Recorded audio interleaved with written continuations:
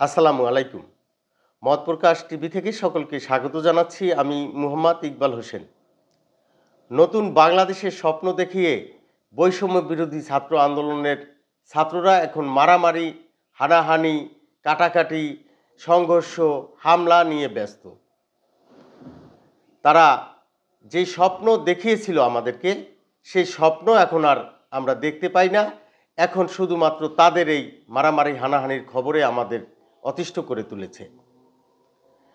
তারা একের পর এক ঘটনা ঘটিয়েই যাচ্ছে। এখন আর সেই আওয়ামী লীগের সাথে তাদের দ্বন্দ্ব সংঘর্ষের খবর কিন্তু আসে না। এখন এই বৈষম্য বিরোধী ছাত্র আন্দোলন এবং নাগরিক কমিটি এই তাদের সাথে সংঘর্ষ, না হয় এই বৈষম্য বিরোধী ছাত্র আন্দোলনের যে জুলাই বিপ্লবে তাদের সাথে যারা আন্দোলন করেছিল সেই সব রাজনৈতিক দলের সাথেই কিন্তু তাদের এখন এই সংঘর্ষ, হামলার ঘটনার খবর আমরা পাই। আমরা এই ২১ জানুয়ারি রাজধানীর বাংলা মোটরে বৈষম্য বিরোধী ছাত্র আন্দোলনের যে কেন্দ্রীয় কার্যালয়, সেইখানে এই বৈষম্য বিরোধী ছাত্র আন্দোলনের দুই গ্রুপের সংঘর্ষে নারী ছাত্রী সহ ৭ জন কিন্তু আহত হয়। ভেবেছেন সেইখানেই শেষ? এই একই কার্যালয়ে কিন্তু আবার ১০ই জানুয়ারি যে দুই ছাত্রদের দুই গ্রুপের যে সংঘর্ষের ঘটনা ঘটে, সেইখানেও কিন্তু ৩ জন আহত হয়। এই ২১ জানুয়ারিতে আরেকটি খবর আছে, সেটি হলো চট্টগ্রামের রাউজানে সমন্বয়ক তালাত মাহমুদ রাফির উপর হামলা করা হয়। আবার এই তালাত মাহমুদ কোন তালাত মাহমুদ রাফি?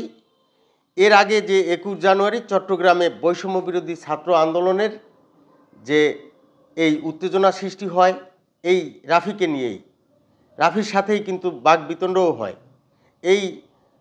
তারা কিন্তু এই যে বৈষম্য বিরোধী ছাত্র আন্দোলনের দুই গ্রুপ কিন্তু সাংবাদিক সম্মেলন করতে যায়, সেইখানে কিন্তু সেইগুলো এই পণ্ড হয়ে যায়, সেইখানে কিন্তু তুমুল হট্টগোল বাধে। আমরা এই ছাত্রদের যে আমলনামা বৈষম্য বিরোধী ছাত্র আন্দোলনের, সেই দিকে যদি একটু তাকাই, তাহলে আমরা কি দেখি যে ১২ জানুয়ারি পিরোজপুরে জুলাই বিপ্লবের ঘোষণাপত্রের পক্ষে লিফলেট বিতরণের সময় বৈষম্য বিরোধী ছাত্র আন্দোলন বনাম জাতীয় নাগরিক কমিটির হাতাহাতির মারামারি হয়। এখন এই যে তারাই ব্যস্ত মারামারিতে, এরপরে যদি আমরা দেখি যে ১৪ নভেম্বর ২০২৪-এ সুনামগঞ্জে বৈষম্য বিরোধী ছাত্র আন্দোলনের দুই পক্ষের সংঘর্ষে ৫ জন আহত হয়।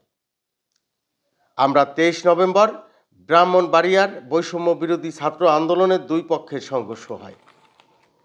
আমরা তো তাদের মারামারি দেখলাম।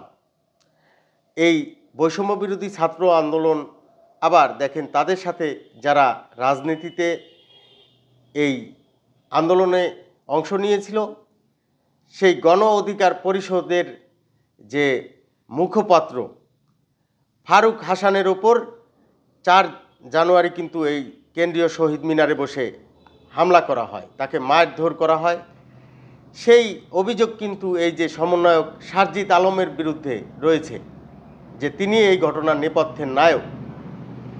আমরা যদি ১০ সেপ্টেম্বরের ঘটনা দেখি, নরসিংদীর পলাশে বৈষম্য বিরোধী ছাত্র আন্দোলনের শিক্ষার্থীদের সাথে বিএনপির নেতাকর্মীদের সংঘর্ষে ২০ জন আহত হয়। আমরা যদি এই যে ৬ জানুয়ারি সমন্বয়ক ও বৈষম্য বিরোধী ছাত্র আন্দোলনের আহ্বায়ক হাসনাত আবদুল্লাহকে কিন্তু কড়া হুঁশিয়ারি দিয়ে ছাত্র অধিকার পরিষদের সভাপতি বিনিয়ামিন মোল্লা তিনি কিন্তু বলেন যে আপনাদের খলনায়ক হতে সময় লাগবে না, মুখোশ খুলতে সময় লাগবে না। এই বিনিয়ামিন মোল্লা সমন্বয়কদের কোন মুখোশ খুলে দেওয়ার কথা বলছেন? তিনি এই বৈষম্য বিরোধী ছাত্র আন্দোলনের যে আহ্বায়ক হাসনাত আবদুল্লাহকে কিন্তু এই কড়া হুঁশিয়ারি দেন। কি মুখোশ? সেই মুখোশ, যেই মুখোশ এই বিনিয়ামিন মোল্লা খুলে দেওয়ার কথা বলেন।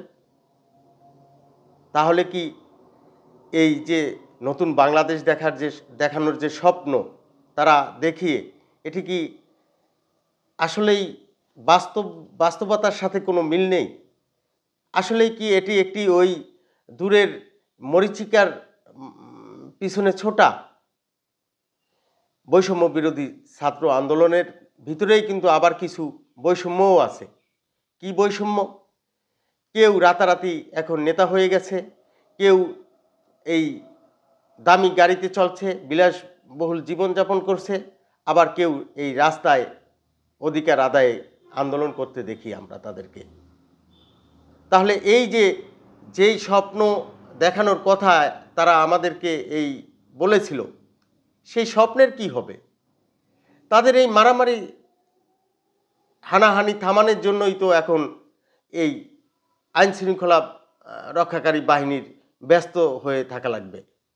তাহলে সেইখানে আমাদেরকে যে এই রাষ্ট্রকে যে একটি এই স্বপ্ন দেখানো হয়েছিল, সেই স্বপ্নর আশায় ঘুরে বালি। সবাই ভালো থাকবেন। আসসালামু আলাইকুম।